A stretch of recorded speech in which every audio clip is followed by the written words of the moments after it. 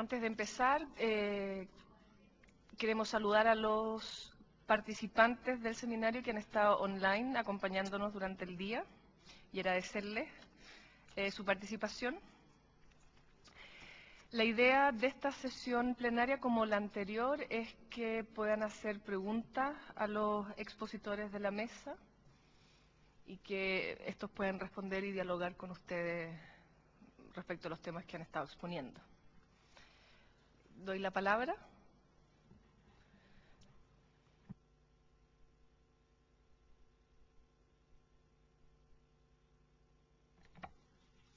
Sí, buenas tardes. Felicitaciones a los ponentes. Algunos comentarios y preguntas. En el caso de Ciro, su ponencia sobre trabajo y desigualdades aquí en Chile, me llamó mucho la atención que hablabas de una zona gris donde metías a los subcontratados. Me pregunto por qué se ubica como zona gris y por qué no se clasifica dentro del empleo informal, porque, por ejemplo, en Venezuela hay cualquier cantidad de ejemplos, tanto dentro del mundo público como el mundo privado, que funciona bajo la modalidad de los contratos por honorarios profesionales, contratos por tiempo determinado, generalmente muy cortos, contratos por 3 meses, por 2 meses, inclusive ahora con la nueva ley del trabajo que establece que después del mes la gente ya queda fija, entonces están inclusive implementándose contratos por 28 días para que la gente no cumpla los 30 días.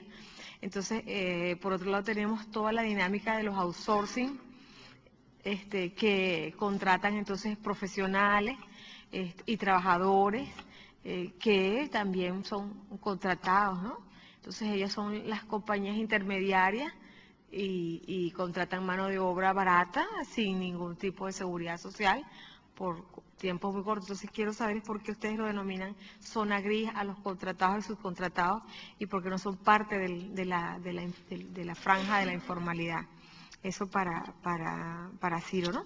Y para Carmen, bueno, un poco ya habló al final rapidito de las federaciones y a mí me gustaría que nos hablaras un poco de la fuerza, porque cuando comentabas que están pidiendo, que han logrado un diálogo, y obvio, ¿no? Son 95% es que son los trabajadores de menos de 5, las empresas de menos de 5, o sea que es un país de microempresas, pues básicamente una economía de microempresas.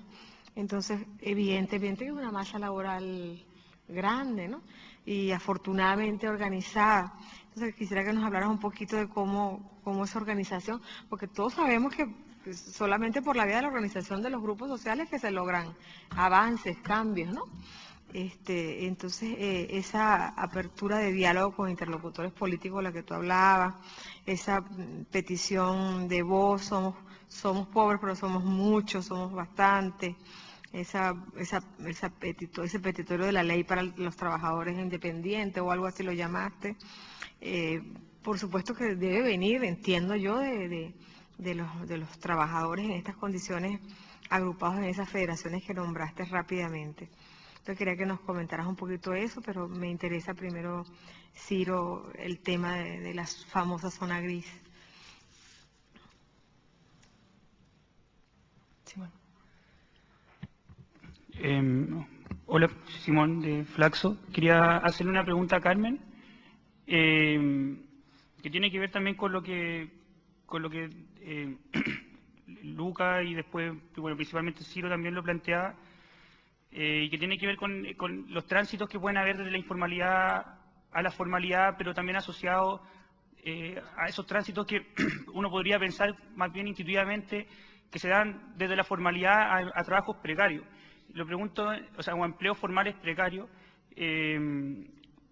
viendo que el contexto macroeconómico y de evolución económica en general que se ha desarrollado en el Perú durante los últimos 20 años, han seguido, obviamente con sus diferencias, pero una línea bastante similar a la que desarrolló Chile durante los últimos 30 años.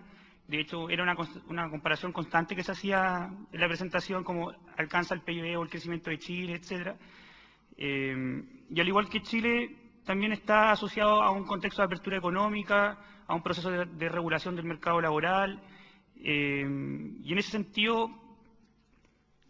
pregunto cómo es la situación, cómo se ha visto la existencia de ese tránsito en la medida en que uno se plantea como el dato positivo de la disminución de la informalidad del 80 y tanto al 75%, pero uno se cuestiona cuán positivo es siempre eso si el tránsito que se está dando es un tránsito de la informalidad a un empleo formal precario que tiene consecuencias como la que mostraba Ciro, por ejemplo, y que se podían desprender de la encuesta de la NET que se hizo acá, que por ejemplo con la prevalencia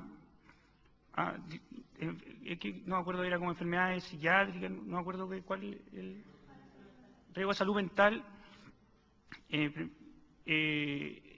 tenía índices mayores de prevalencia de los trabajadores formales precarios, incluso que el promedio de los trabajadores informales, y de hecho cuando se veía en las gráficas por las distintas ocupaciones de los trabajadores informales, solo el empleo doméstico tenía una prevalencia más alta que la de los trabajadores formales precarios. Entonces, bueno, quería ver si se podía referir un poco a esa situación.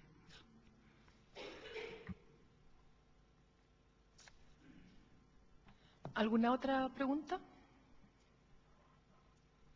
¿No? Respondemos estas dos entonces y luego damos otra ronda.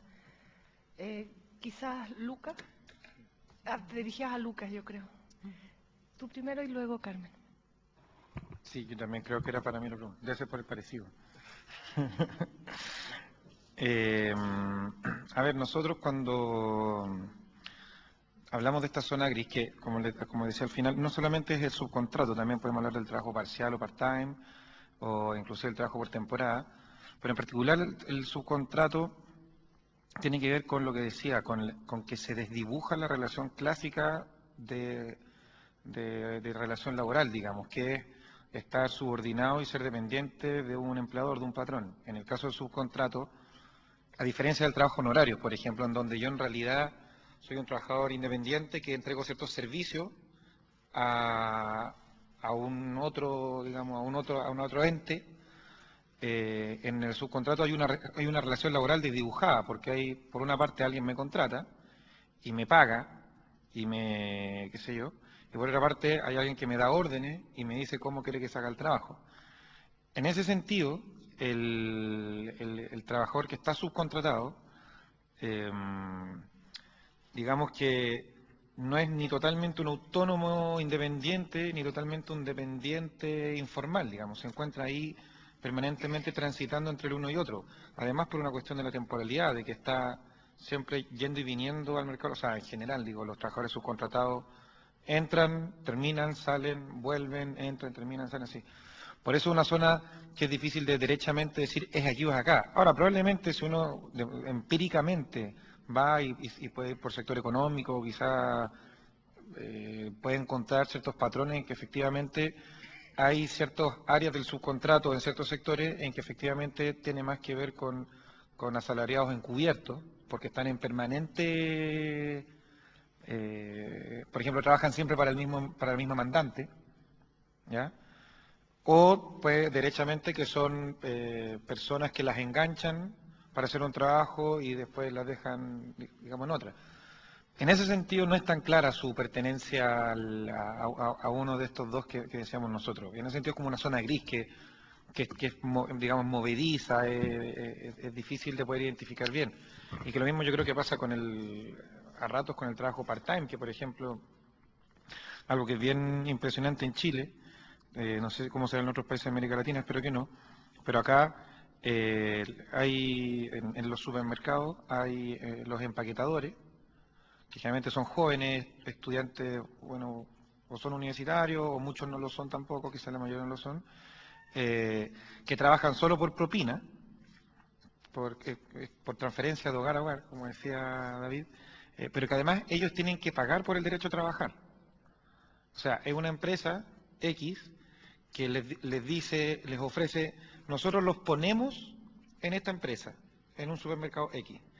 Las horas que tú quieras, 3 horas a la semana, 5 horas a la semana, bueno, qué sé yo. Tú te tienes que comprar tu uniforme, que es una camisa con un gorro, qué sé yo, y nos tienes que pagar $1 diario por turno. Y todo lo que tú recaudas por propina es tuyo. O sea, ahí, ¿qué es? Ahí yo no tengo idea, ahí me pierdo por lo menos. Entonces, salida fácil, zona gris. Lo tiramos ahí, que se quede ahí dando vueltas.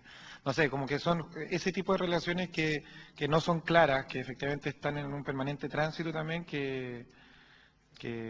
insisto, salida fácil, mejor dejarlo en gris y ir viéndolos quizás uno por uno. Pero con el caso del subcontrato en particular tiene que ver con eso, con que se desdibuja la relación y no hay una claridad de, digamos, quién es el patrón, o tiene dos al final.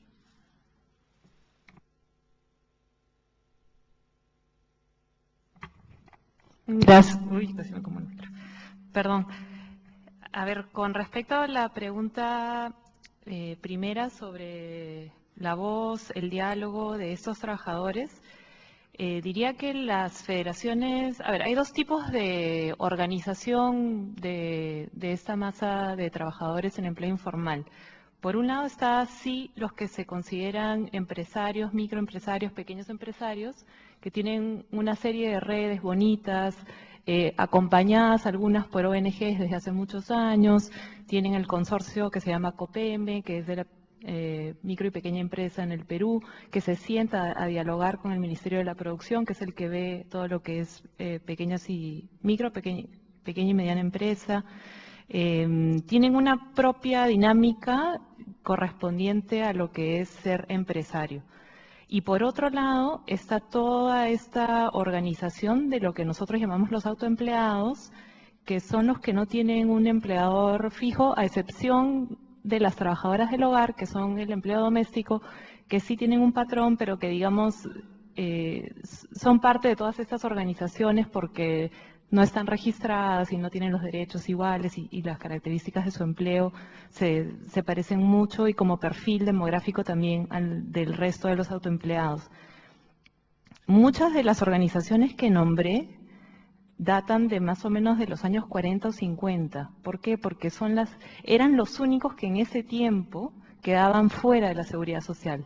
Incluso hay leyes para ilustradores de calzado y para canillitas, que son los vendedores de periódicos, específicas para ellos que les daba acceso a la seguridad social, cosa que nunca se cumplió, es una ley en papel nada más. ¿Pero por qué la lograron? Porque eran los únicos que quedaban fuera. El resto tenía empleo como obrero o como empleado en ese tiempo, en ese momento de la historia, ¿no? Entonces, hay organizaciones que datan desde esa época. Otras son más nuevas, como las de recicladores, como las de trabajadoras del hogar, como las de vendedores también vienen de los años 80, que es cuando el empleo informal creció tanto por la crisis que tuvimos económica, después por el cambio de modelo en los 90 y todo eso.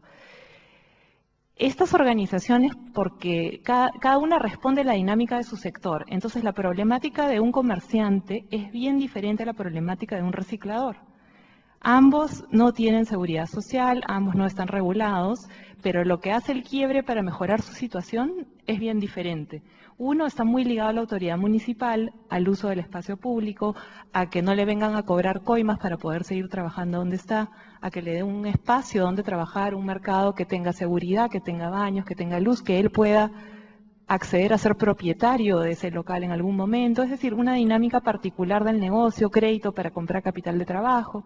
Para el reciclador, su relación es más con el Ministerio del Ambiente, que le den acceso a la colecta selectiva de los hogares, que pueda él recoger los reciclables, que él pueda ser parte del sistema de manejo de residuos sólidos de su distrito, de su ciudad.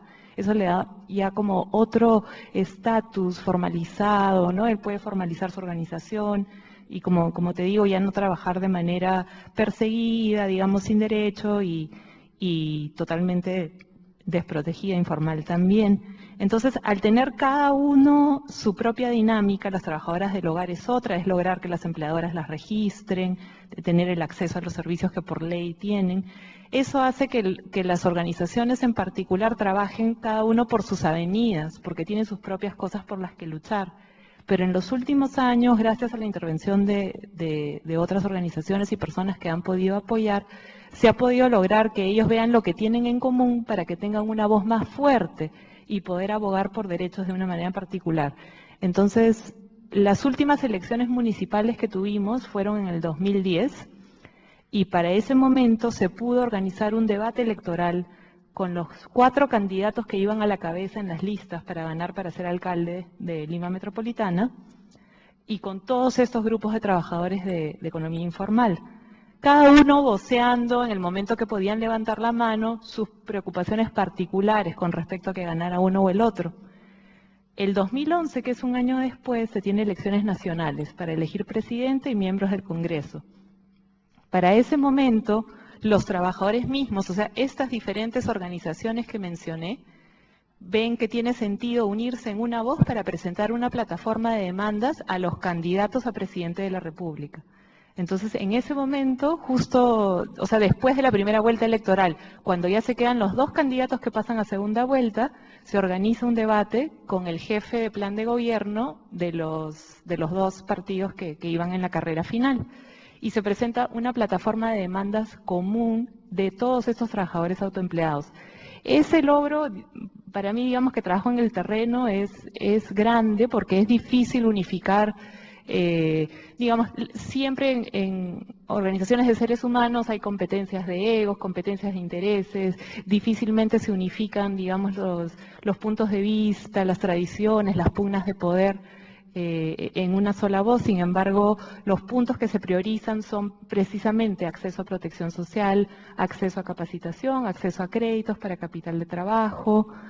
Me estoy olvidando de alguna, pero digamos que son los ejes que son comunes a todos, ¿no? Entonces, sí hay esa unificación, y esa plataforma se sigue reuniendo ya cuando el gobernante es elegido, que es el presidente Humala, cuando se crea el Ministerio de Inclusión y Desarrollo Social. Esta plataforma busca nuevamente el diálogo con ellos para lograr que programas sociales, que son 2 en particular, el de guarderías mejoradas, que se llama Cuna Más, y el de pensión no contributiva, que es pensión 65, que no es universal, sino que va avanzando poco a poco, que fueron promesas electorales y que respondieron a las demandas de los trabajadores informales. Ellos piden en diálogo con el ministerio que se pongan esos programas en los distritos donde ellos viven y trabajan, en este caso, en el caso de Lima, ¿no? Entonces, sí hay progreso por ese lado. Por otro lado, los vendedores que siempre están atomizados en organizaciones pequeñas y que se levantan cuando hay el riesgo de que te desalojen, el riesgo de que te quiten la propiedad del mercado, digamos, cuando la organización, cuando todos estamos en riesgo nos unimos. Eso como que ha quedado un poquito atrás y se ha formado una coordinadora de Lima Metropolitana de organizaciones de vendedores ambulantes. ¿Por qué se ha formado? Porque la Municipalidad de Lima Metropolitana está por sacar una nueva ordenanza para regular el comercio en vía pública. Eso es, digamos, es como decir mi contrato de trabajo si yo fuera un trabajador formal. O sea, mi relación con el gobierno municipal con respecto a mi uso de la vía pública es algo súper importante para los comerciantes. Entonces, este gobierno municipal hace una consulta amplia en Lima, en todos estos distritos que yo mencioné de periferia y en Lima Central, para conocer el input de ellos con respecto a esta nueva regulación, porque se daban cambios drásticos con respecto a cómo se conseguía una licencia para vender en la calle, cuánto tiempo duraba la licencia, se prioriza a los que tienen mayor necesidad, tienen que tener seguro de salud, tienen que estar capitalizando para ahorrar para salir a un sitio ya fijo, en fin, una serie de detalles. Entonces, nuevamente, la oportunidad ahora de tener una regulación beneficiosa, la oportunidad de dialogar con la autoridad, hace que se unan en un solo cuerpo. Entonces, todas estas cosas son nuevas, pero son interesantes. Y otra cosa que mencionaste es cómo es esto de la ley. Muchas de las organizaciones que mencioné, que son federaciones nacionales, se afilian a la Confederación Unitaria de Trabajadores. En el Perú hay 4 confederaciones sindicales. Las principales son la CGTP, que es la Confederación General de Trabajadores del Perú, y la CUT, que es la que tiene a más trabajadores informales afiliados, con todos los problemas que tiene una confederación de trabajadores igual, pero solamente que la mayoría son trabajadores autoempleados. El apoyo de la CUT, bueno o malo, en diferentes momentos y circunstancias, ha permitido que se pueda llevar un proyecto de ley del trabajador autoempleado, que es una contrapropuesta de lo que el Ministerio de Trabajo tenía, que era algo que realmente no era aplicable a nuestra realidad. Era una copia de una ley que hay en España del trabajador autónomo. realmente no era ad hoc para nosotros, digamos. Entonces, en ese sentido, sí, el apoyo sindical tradicional, porque la CUT también tiene trabajadores formales de telefonía, ha sido útil para poder hacer lobby, ¿no? Ahora la ley todavía no ha salido, entonces no se puede decir nada, pero por lo menos ya está en debate, ha habido discusión en el Ministerio de Trabajo, donde hemos estado algunos técnicos y representantes de los trabajadores, entonces sí se ven cosas que dan más voz, no es suficiente, y por eso ayer yo justamente les preguntaba a ustedes, a ti y a Rodrigo, sobre estos consejos de salud, que es la participación de la población o sea, tener voz en decir cómo se está dando el servicio y cómo yo como poblador como ciudadano estoy teniendo acceso efectivo o no. Eso nos falta ya, que será el siguiente paso, ojalá, ¿no? Pero eso es por el tema de voz. Y con respecto a la pregunta del compañero de Flaxo, esto del tránsito del empleo informal a empleo formal precario, no estoy tan segura. No tengo las cifras exactas conmigo aquí de los sectores en que crece el empleo formal, pero sí sé que son los sectores de construcción y minería los que más crecen en empleo formal. Ahora, también teníamos el dato de que el empleo que más crece, o sea, la tasa más alta de crecimiento del empleo anual es en la gran empresa, que es de más de 50 trabajadores, ¿no es cierto? Que es empleo formal, digamos, con todos sus beneficios. Si construcción y minería crecen como empleo formal, sí podríamos decir por seguro que no es empleo precario. Por el tamaño de las empresas, por las características de las mismas. No estamos hablando de gente subcontratada ni de intermediación, estamos hablando de empleo formal que crece en esos sectores, o sea, directamente en el sector. El otro sector donde crece mucho el empleo, que lo comentamos ayer, es en agroexportación. Y eso se debe al régimen laboral agrario, que hace que tú puedas contratar gente para que te trabaje el campo, para exportar hortalizas y frutas, pagándoles una remuneración mínima vital como mínimo, obviamente, pero pagándoles menos beneficios en vacaciones, menos gratificaciones por Navidad y por fiestas patrias, y teniendo condiciones de despido más flexibles y menos costosas. Eso hace que el empleo en esos sectores crezca. Ahora, ¿lo podemos llamar más precario? Creo que solamente el agrario, en el sentido de que tiene menos beneficios comparados con el régimen laboral general de cualquier otro trabajador en empleo formal en Perú.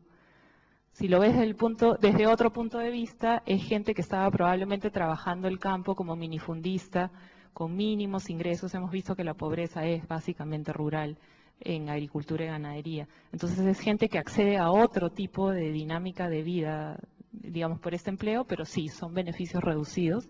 ¿Y por cuánto tiempo se puede sostener un régimen laboral especial? Este tiene 10 años.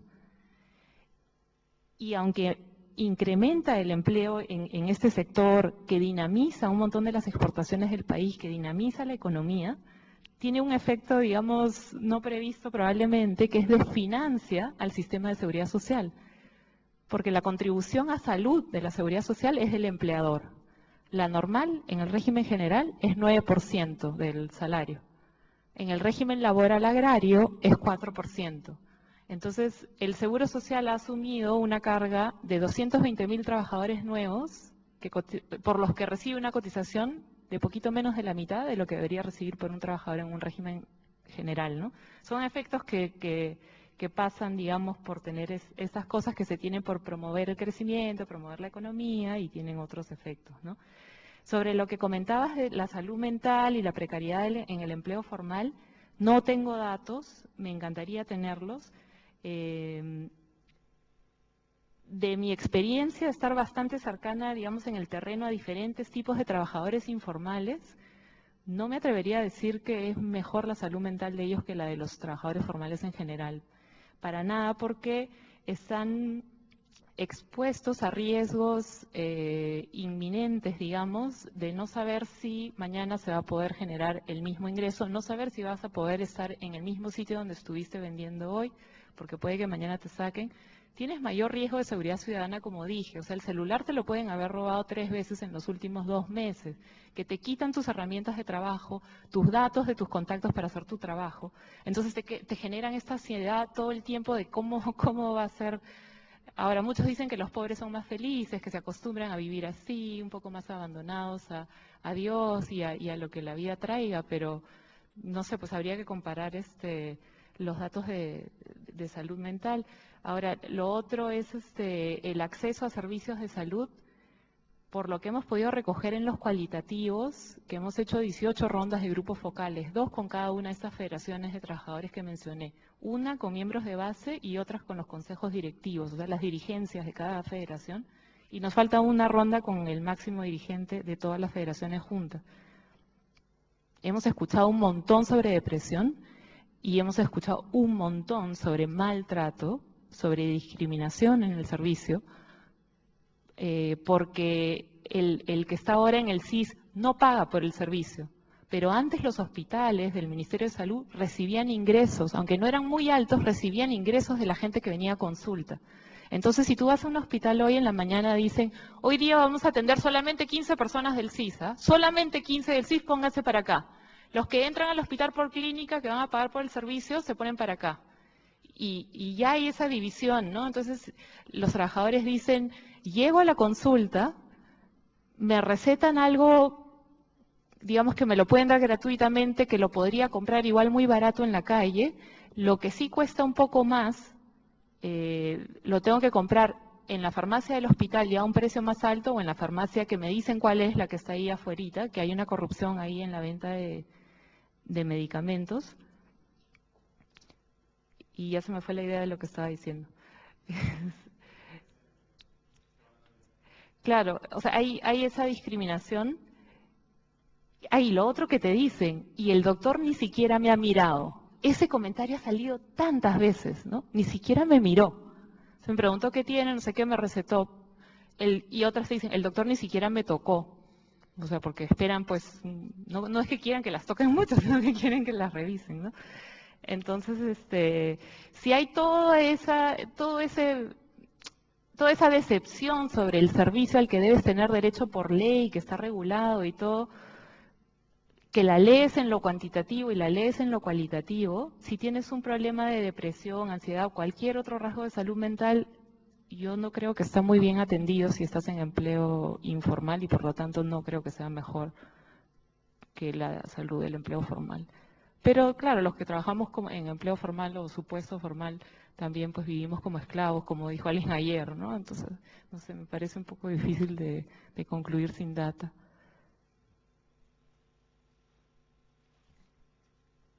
Muchas gracias. Una segunda ronda de preguntas. Marcelo. Bueno, mi pregunta es más puntual e interesada. No la personalizo, es para los grupos de Chile y de Colombia, que son los 2 grupos que trabajaron con la encuesta. La pregunta es si están conformes con la manera en que se midió y se clasificó el trabajo informal a través de las encuestas, si estuvieron evaluando estrategias de validación interna respecto a eso. Y la otra es la forma en que midieron clase social, si también lo mismo, si están conformes, digamos, algunos resultados que mostraron fueron interesantes, pero bueno, un poco ustedes estuvieron toqueteando los datos, aquí salió la palabra, y a ver qué experiencia es eso, es decir, en definitiva, saber si podemos usar las preguntas o no, sería un poco la pregunta.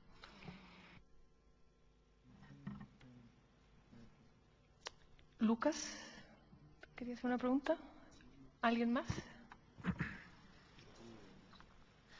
Sí, yo quería hacer una pregunta a Román, que mencionó, y quería meter al baile a Carlas también, porque él presentó algunas cosas que me quedaron dando vuelta, que es más o menos general y quizás más teóricas que nada, pero digamos que, y es parte del enfoque nuestro también aquí en Flaxo, que estamos estudiando o viendo informalidad laboral, por una parte, que tiene que ver con ciertas características.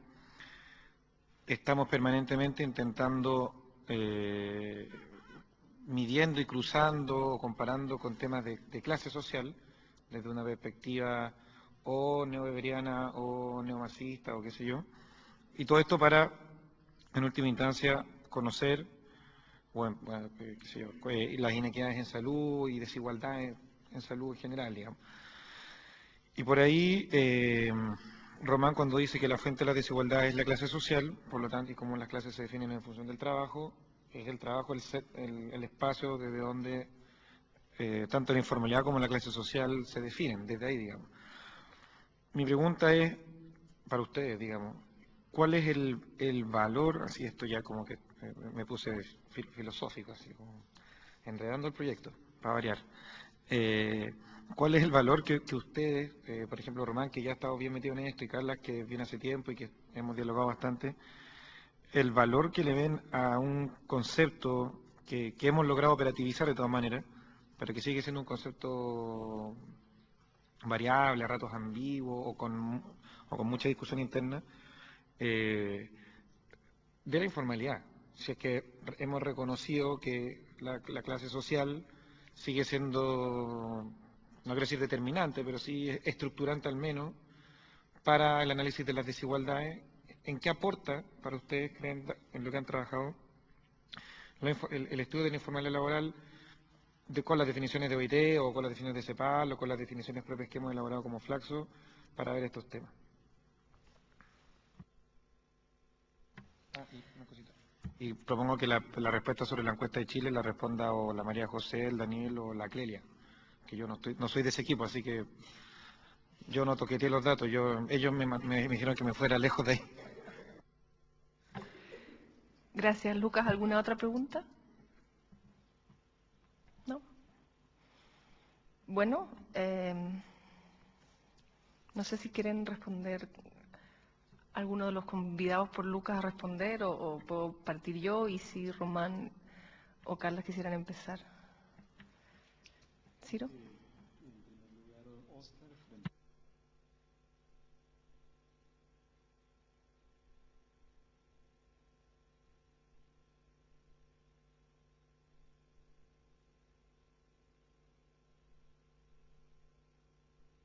¿no? Y de la forma de medición de clase social. Y después vamos a... Bueno, me refiero en primer lugar, o sea, cuál es la sensación, llamémoslo así, respecto a la definición de trabajo informal. Siempre he sido un escéptico con ese concepto, pues ya hay mucha literatura en torno a lo que significa, a la utilidad, pero abordamos el trabajo tratando de sacar el mayor provecho, sabiendo pues limitaciones. Yo creo que un poco la presentación nuestra muestra que trabajo formal, informal, esa separación dicotómica, un poco dualista, dice muy poco, en realidad. O sea, creo que el ejercicio que hicimos en Colombia muestra que a veces oculta más de lo que dice, ¿sí? Si decimos Colombia disminuyó el trabajo informal 14 puntos en 15 años, que es una disminución muy grande, pues finalmente es un efecto de las políticas de afiliación de los asalariados al sistema de seguridad social. Pero pues no podemos decir, por ejemplo, que haya mejorado ni siquiera el acceso a la salud, porque la afiliación, y en el caso colombiano, como en el de otros países, la afiliación no garantiza directamente el acceso.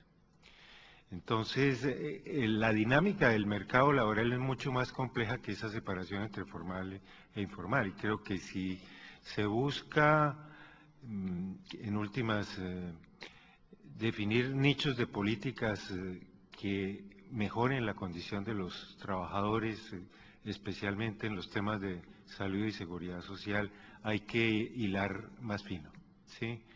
Bueno, yo he insistido, el tema campesino, pues para decirlo de alguna manera, que tiene particularidades, no es lo mismo a la del trabajador independiente urbano. pero tampoco a la del asalariado que trabaja en una empresa formal, pero no, pero digamos por las definiciones es informal. Entonces me parece que el cambio que hizo la OIT en la 17ª Conferencia Internacional de Estadísticos del Trabajo responde a ciertas inquietudes, resuelve algunos problemas, pero genera otros problemas. Beller, que habló esta mañana, mencionaba un poco por qué él prefiere la definición antigua. Eso le entendí, o sea, la definición del sector informal urbano, porque finalmente tiene una relación más clara con la dinámica económica. Pero en el tema que estamos, el problema es más de condiciones de los trabajadores, más de la perspectiva del empleo. Pero las barreras de acceso, un poco las oportunidades, las capacidades que tiene cada uno de los sectores laborales son distintos. Y las políticas deberían tomar en cuenta eso. Entonces, sí, hay avances y eso da satisfacciones, pero finalmente también especialmente en estos temas, digamos, de políticas de seguridad social, creo que sí hay que diferenciar segmentos al interior y ampliar la definición, digamos, en el sentido también de condiciones de empleo al sector informal, requiere, digamos, un tratamiento especial, digamos, de la información. Bueno, no sé si eso es insatisfacción, pero por lo menos en una perspectiva, digo, metodológica que tiene consecuencias en el diagnóstico y en la forma de tratar de implementar políticas. Ahora, en la relación entre clase social y trabajo informal complementa un poco la respuesta que he dado. Clase social, tal vez en las gráficas que se presentaron hay una relación entre clases sociales y algunos segmentos del mercado laboral informal o formal.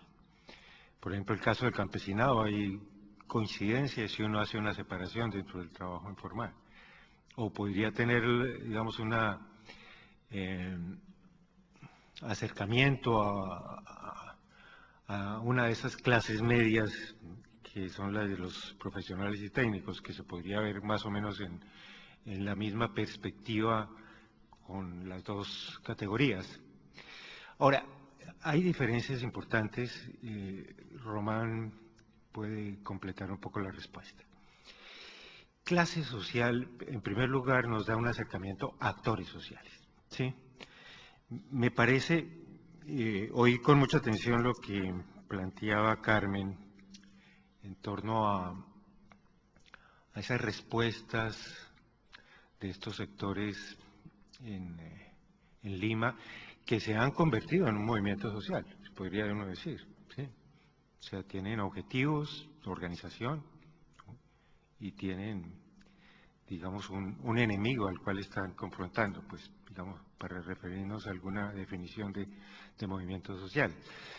Y uno diría, ¿qué hay detrás de eso? Me da la impresión, yo lo trabajaría como una expresión de agrupamientos de movimientos sociales laborales que tienen, para mí, una relación directa con clase social. Que no siempre está presente en el término de trabajo informal, que a veces, bueno, aparece como un juego de categorías, digamos, un poco en esa misión de los manuales estadísticos, ¿no? De que categorías, excepciones, matrices, que, bueno, son útiles para la cuantificación y a veces un poco para precisar las ideas, pero finalmente lo que hay en el fondo, pues, es una búsqueda de un cambio, y el cambio tiene que tener dolientes, tiene que tener actores, y finalmente creo que el concepto de clase social claramente está asociado con eso desde sus orígenes, cuestión que no la veo tan clara desde el punto de vista la definición de trabajo informal. Pero hay otras ventajas de la definición de clases. Está atada directamente a condiciones de cambio social, llamémoslo así, estructural. Pues tanto en la tradición weberiana como en la tradición marxista, claramente las clases, digamos, definen etapas de las transformaciones sociales, cuestión que difícilmente podríamos atribuirla al concepto de sector informal.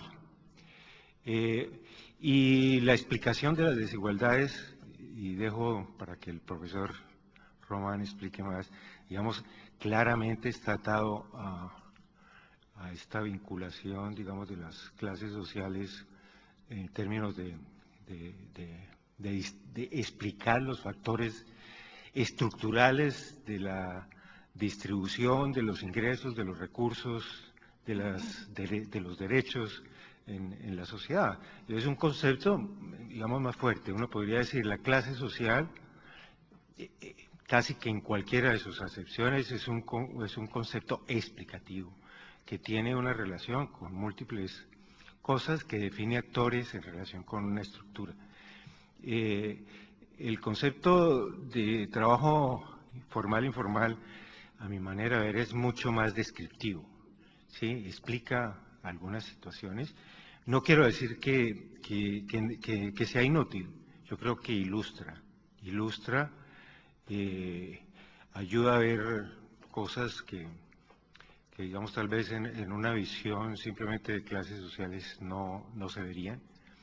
Ahora, se trabajó con datos muy precarios, llamémoslo así, para construir clase social, un poco siguiendo el ejemplo de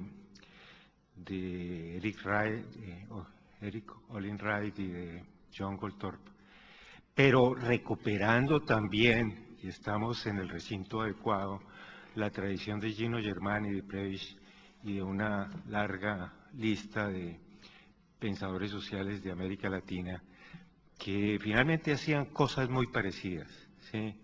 Y ahora, recuperar el concepto de clase yo creo que ayuda mucho, y estas conceptualizaciones que permiten operacionalizar el concepto aproximadamente, digamos, con todas las limitaciones de nuestras encuestas, pero un poco es un llamado de atención a que hay que buscar, digamos, las causas estructurales de la sociedad en factores estructurales.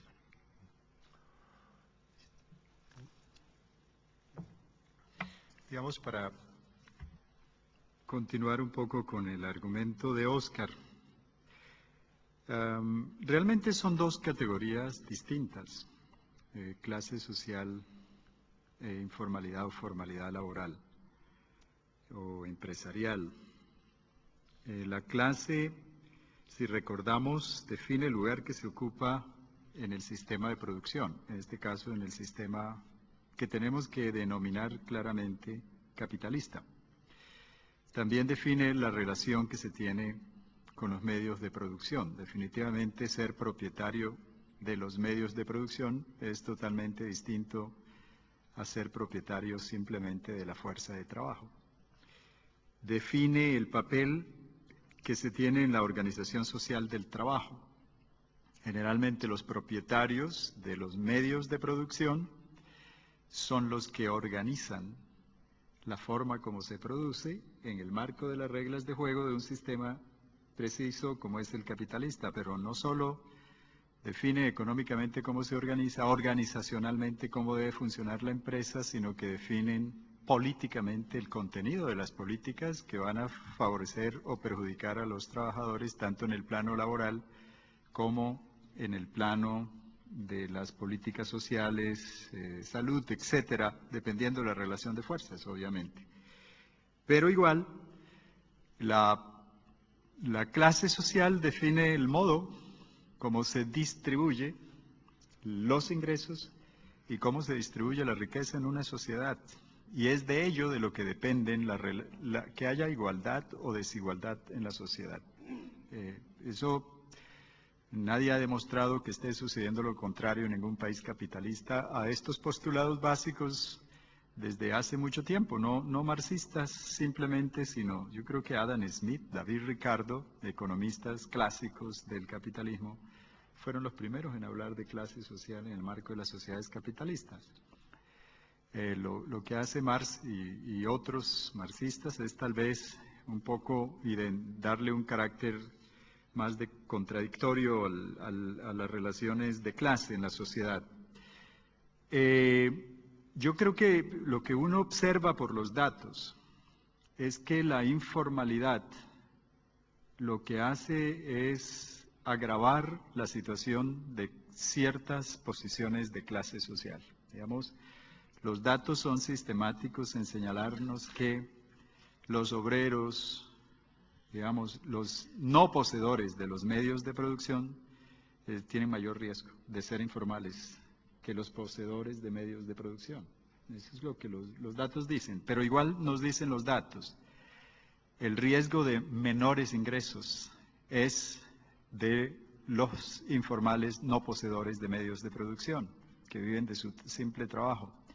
E igual nos dicen, etcétera, etcétera. Digamos, hay una precarización del trabajo, que es lo que uno observa con la formalización laboral. Ahora depende de cómo se explique, digamos, yo no creo que sea digamos, es la clase lo que explica la informalidad y no al contrario, la informalidad de la clase.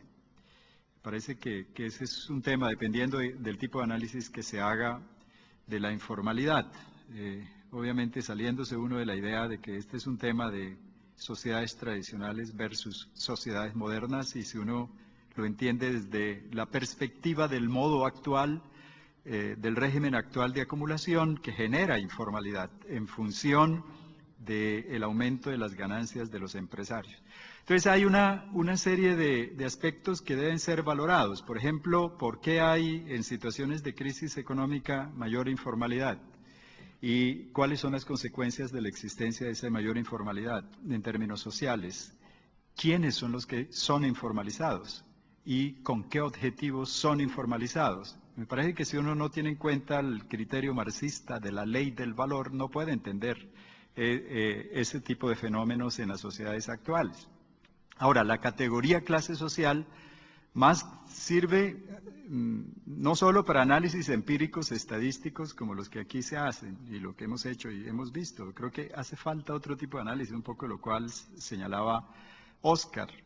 El valor de la categoría clases sociales en términos de la identificación de sujetos de cambio, de sujetos históricos de cambio. Me parece que el tema de la informalidad es un tema que tiene que ver con las dinámicas de relaciones de poder en la sociedad y de las posibilidades de cambios estructurales. El otro valor de la categoría clase social es que nos permite identificar relaciones con otras categorías de posición social muy importante. Por ejemplo, las categorías género, etnia y raza. No es lo mismo el problema de género en una mujer burguesa que en una mujer proletaria, digamos, que vende su fuerza de trabajo para sobrevivir y además de ello es india o es afrodescendiente. Son situaciones totalmente distintas. Entonces, creo que el valor de la categoría clases sociales es, a mi juicio, y los datos científicos así lo indican, la categoría que permite explicar las desigualdades sociales y permite explicar de fondo las desigualdades en salud. Digamos, un poco de eso es lo que dice el informe de la Comisión de Determinantes Sociales de la Salud de algún modo. Es frente a eso, frente a lo que estamos, y de lo que se trataría es de poder rescatar el valor de la categoría clase social, no solo en términos económicos, sino también en términos políticos y en términos culturales. Gracias. Carlas, tenemos pocos minutos más, pero responde Ciro después en nombre del equipo Flaxo, parece. ¿Quién habla ahora? Bien. Estoy de acuerdo con lo que se ha dicho ahora. Creo que es muy importante tenerlo en cuenta. Solo quería añadir que mi experiencia de 20 años de estudiar empíricamente clase social en un contexto más bien anglosajón de salud pública y epidemiología, me hace pensar que, a pesar de la lógica del pensamiento que acabas de describir, es difícil llegar más allá de un enfoque descriptivo, ¿no?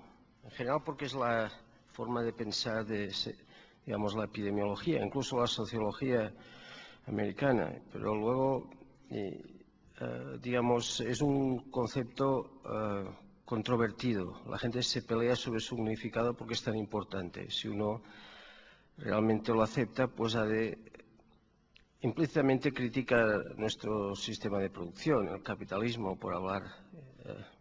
Entonces, eso, claro, crea un tipo de tensión que es difícil, digamos, pasar de la primera fase. Las encuestas que usan clase social, incluso las que lo miden de una forma más relacional, a veces usan clase social como factor de riesgo.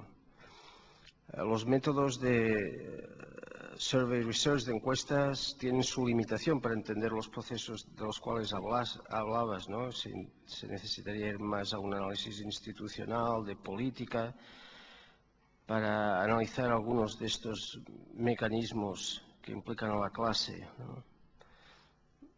En este sentido, hay bastantes barreras que hacen difícil. Eso no creo que no se deba intentar. Simplemente doy mi experiencia de haber trabajado en eso durante un tiempo.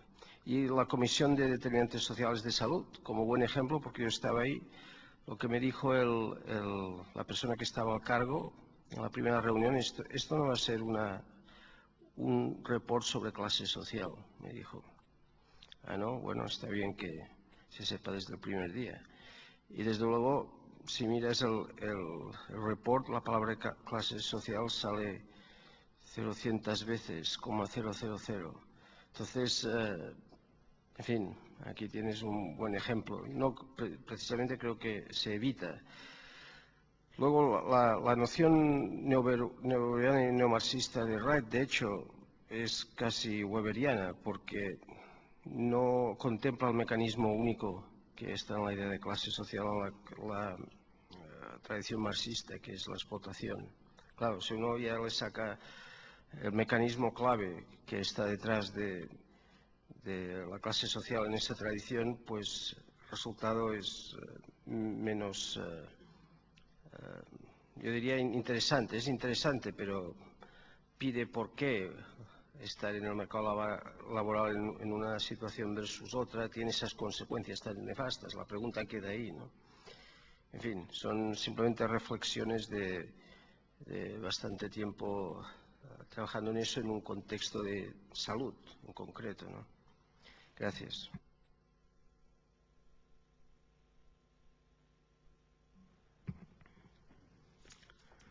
Respecto a lo que planteaba Marcelo, respecto a la conformidad o no respecto a la medición de informalidad. Mira, yo tengo la impresión que el relato que hizo David en la mañana respecto a la evolución y al estado del arte en términos de cómo se conceptualiza y mide la informalidad hoy en día, yo creo que sin lugar a duda eso es un avance respecto a lo que había antes, ¿ya? Creo que las confusiones que habían antes eran mayores que las que hay ahora. Sin embargo, creo que hay un problema que está antes de esa conceptualización y medición de la informalidad de esa manera, y que tiene que ver con cómo tú mides las categorías que están envueltas en lo que se denomina la situación de empleo. Y creo que eso es muy relevante en términos de cómo ha ido mutando las sociedades capitalistas contemporáneas.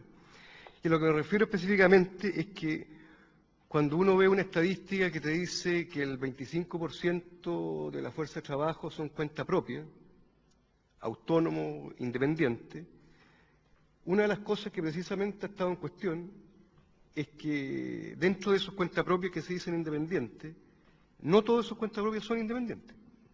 Entonces, hay un porcentaje de sus cuentas propias que en realidad, en la realidad económica donde se desenvuelven, no son independientes, son más bien asalariados. Entonces, son los falsos, lo que se denomina, y también se mencionó, creo, por alguien, son los falsos autónomos, como le dicen en algunos países, o los falsos cuentas propias. Entonces, hay un problema de partida de la definición de las categorías antes de definir informalidad que no está resuelta. Entonces, cuando tú tomas la situación de empleo y tomas las definiciones que hay para medir informalidad, tú no estás haciéndote cargo de ese problema. O sea, mide informalidad, pero dentro de una categoría de cuenta propia. Cuando mucho a lo mejor de esos informales cuenta propia, a lo mejor, claro, si tú quieres sumar todos los informales, a lo mejor no hay problema, pero el problema está en que esos informales cuenta propia no son informales cuenta propia, son informales asalariados. ¿Ya? Y eso también tiene consecuencias cuando uno hace ejercicios estadísticos para construir estructuras de clase a la Wright o a la Walthorpe, porque tampoco se da cuenta de esa situación. Entonces, se pasan por alto esas cosas. Entonces, claro, en lo que, por lo menos lo que yo desarrollé en términos de la estadística, de cómo medir empíricamente, hasta el momento yo no me he hecho cargo de ese problema. ¿Ya? Por lo tanto, muchos de los cuentas propias informales que se mostraban en las láminas, en realidad son informales de acuerdo a los criterios, sí, pero a lo mejor no son informales cuenta propia, o no son informales empresarios o patrones, que es la misma situación, digamos. A lo mejor ellos son asalariados. Y eso, bueno, para terminar, se debe a este cambio donde uno de un momento a otro, en una transición de años, pasa de ser jurídicamente trabajador, donde hay una relación jurídica que lo relacionaba con un empleador, pero ya de un momento a otro ya no es trabajador y no se rige por el Código del Trabajo o el Código Laboral, se rige por el Código Civil, porque en realidad me rijo desde empresario, comillas, independiente, con otro empresario independiente, que es lo que está un poco graficado en uno de los working papers que se relataron en el seminario anterior de este mismo proyecto. Entonces, eso yo creo que sí es un problema. Creo que es un problema. Y que tiene que ver con el tema de derechos sociales también, pues, evidentemente. Por lo tanto, el tema de las clases sociales, o la estructura de clase estadística que uno puede construir, en realidad, en términos de la política pública, si uno pudiera forzar un link, también tiene un límite, porque en realidad el ejercicio académico, estadístico, mostrar una estructura de clase y ver tanto porcentaje son esto, esa cuestión no tiene, o sea, tiene un interés descriptivo, como decía Carla, pero desde la perspectiva de construcción de política pública, me parece que hay que dar un paso más, y tiene que ver con lo que se ha mencionado acá, y que lo conversábamos ayer también un poco, con cómo tú ligas esa estructura de clase estadística que estás colocando hacia los actores sociales, o dicho de otra manera, cómo esas casillas que tú dices, las nombres, las verbalizas con alguna categoría, cómo se expresan socialmente en la sociedad, si es que se expresan. Y si no se expresan, ¿por qué no se expresan? Porque, o sea, si aceptamos por un segundo que la teoría de clases sirve para explicar algo de la sociedad actual, esa explicación no es por el gráfico estadístico, es por la expresión de poder de esas clases en la sociedad, no es por la estadística. De hecho, o sea, el poder en la sociedad actual no tiene que ver con que sea un 25, un tanto por ciento, una determinada clase propietaria en nuestros países. O sea, de hecho, son minúsculas. O sea, ni siquiera las encuestas ni siquiera sirven para caracterizar la gente que tiene el poder en nuestra sociedad, porque esa gente ni siquiera se deja encuestar. ¿Me entienden? Entonces, ahí también hay otro problema. O sea, de las encuestas de hogares, o sea, tú no puedes caracterizar el poder de la sociedad. ¿A dónde está el poder? A lo mejor ni siquiera viven acá. ¿Me entiendes? A lo más te sirve, que sí es valioso, no voy a desconocer eso, te sirve para caracterizar las fuerzas, las clases trabajadoras. Sí, te sirve para caracterizar las fuerzas a las clases trabajadoras. Pero hay que hacer un link, y creo que es posible hacerlo a partir de la encuesta, por lo menos de la ENET, en términos de la capacidad de organización que tienen esas casillas tienen. O sea, cuando a usted le preguntan, ¿usted participa en alguna organización o está organizado? Bueno, eso habría que explorarlo. Porque si yo construyo esa estructura de clase estadística, Bueno, habría que cruzar esa estructura de clase con qué clases son las que están más organizadas. Y me parece que por ahí uno puede ir ligando esta cosa un poco difícil que nos ponías tú y Román ayer en la pregunta, en la discusión, en cómo bajamos... Hoy pretendí ser más concreto en la pregunta. Sí.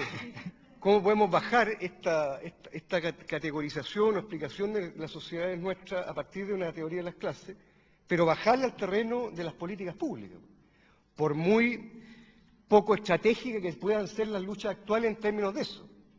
Pero si uno cree que en algo explica la teoría de clase las políticas públicas o el poder en nuestras sociedades, bueno, por algo hay que empezar, creo yo. Eso.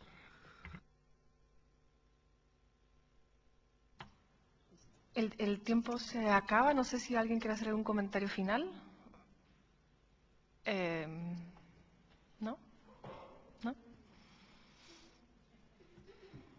Sé que nos queremos ir todos, ¿no? Que estamos cansados, pero finalmente me quedé primero agradecida de la explicación que dieron los compañeros colombianos y toda esa reflexión que nos trae a rescatar la discusión de clase social como determinante, ¿no? Porque es que finalmente nos dejamos envolver en el lenguaje que nos pone el sistema capitalista para clasificar a los trabajadores dentro de su nueva reacomodo de la organización social del trabajo, ¿no? Y también quería hacer un comentario sobre lo del trabajo informal y el trabajo precario, ¿no? Porque bueno, la OIT, todas estas organizaciones internacionales que tratan de establecer cánones y parámetros para comparar el caso nuestro que nos ocupa fuerza de trabajo y sus indicadores, finalmente conceptualiza y reconceptualiza. Uno podría decir que hay avances en las reconceptualizaciones, pero hasta qué punto cuando nos entrampamos en trabajo precario, en trabajo formal e informal, y como el compañero que está haciendo su tesis, deja en zona gris a los subcontratados. Finalmente todos son trabajos precarios, ¿no? Porque todos son trabajos que están fuera de la seguridad social, y que además que cuando cruzan, como lo hicieron los compañeros colombianos, y hacen la caracterización de clase, bueno, definitivamente somos los más pobres, los más desposeídos, los que estamos a riesgo de estar en esas condiciones donde el capital hoy ha reacomodado su organización de la fuerza de trabajo. Entonces creo que esa reflexión no debemos perderla de vista, pues, aunque sea como ejercicio académico, porque nos perdemos, creo que nos perdemos. Solamente eso. Gracias. Muchas gracias por la reflexión. Nos juntamos mañana a las 9:30. 9:30 dice mi programa para el día 2. ¿Sí? Les deseo una muy buena tarde y creo que nos veremos más tarde, ¿no?